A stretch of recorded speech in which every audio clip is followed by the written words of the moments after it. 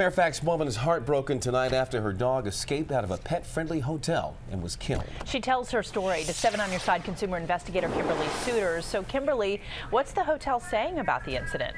Let's start there. We called the La Quinta Inn headquarters in Texas. They say they are a pet-friendly hotel, but not a kennel. They do not advise that guests ever leave pets unattended in the room. They have offered to pay for the woman's hotel expenses and the cost of cremation for her dog, but they also want her to update her Facebook post to say La Quinta has addressed this and made it all right.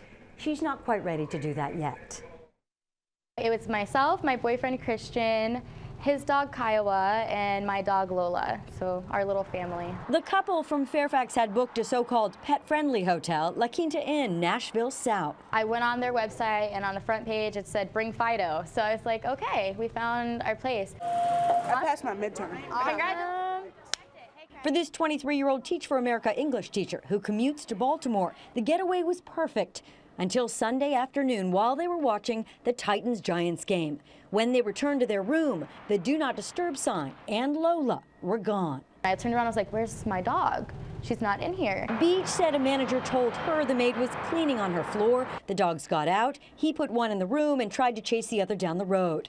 A La Quinta spokeswoman disputes this, saying no maid key was used on their room, and a police officer found the dogs outside and asked the hotel for help corralling them. I said, how long ago was this? Like thinking like maybe I can go out and find her. And he said, about 1 o'clock. And I looked at my phone and I looked up and it was 4:50. Beach searched frantically outside and stopped in this Waffle House where she said a waitress had seen a man chasing a dog hours earlier. Minutes later, a restaurant customer called Beach. He thought he saw a young beagle lying in the road. She was in the middle of the highway and she had been run over. And I just like screamed and cried. I was like so upset. I was like really upset that she was behind the hotel the entire time, and like we didn't know. We were looking and looking and looking, and I didn't even think to check the highway. Beach posted her story on Facebook where hundreds of people expressed sympathy, outrage, and other examples of pet unfriendly experiences. I'm like literally walking out the hotel with my dog in ashes in an urn. You know, not in my wildest dreams did I ever imagine taking a weekend getaway just to have a good time and coming home without half our family. Looking back, Beach says these might have been red flags. There wasn't really a large grassy space to walk a pet. The setup was more like a motel where pets could easily run out into a busy street.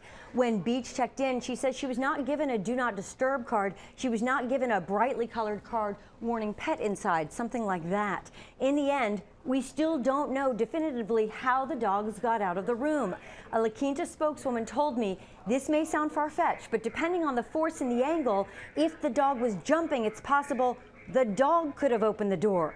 Beach says she has a very hard time imagining that her 2 small dogs would have been able to pull a heavy door backward while on 2 legs. Back to you in the studio. All right, thank you, Kimberly.